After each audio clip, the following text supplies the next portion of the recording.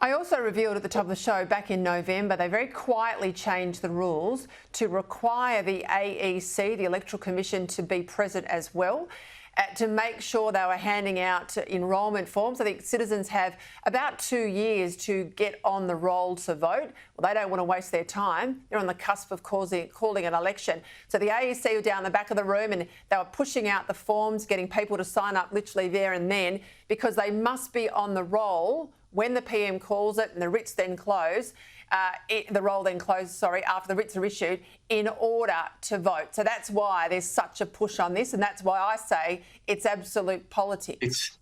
Well, I can assure you we haven't had any AEC members come to our ceremonies for the last 3 years. Ever since COVID, we haven't seen them.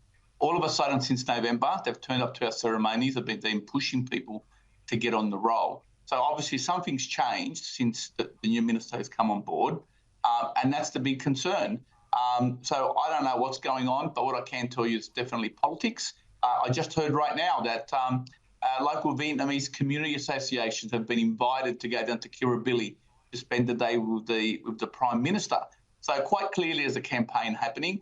This, unfortunately, has gone really bad for the minister. I think that people are really upset because quite simply, he has misused his position. He's broken his own code, which under the Citizenship Act he can't do. He must invite everybody. You can't have one rule for one and one rule for the other, Peter. He's invited the Labor members and he hasn't invited anyone else. So quite simply, he's misused his position. And he can't do that. If I did that at my ceremonies, I'd be sacked.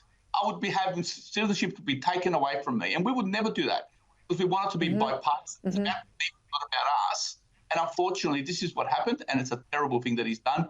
And I think he should actually consider his position because I think he's undermined the process of becoming an Australian citizen.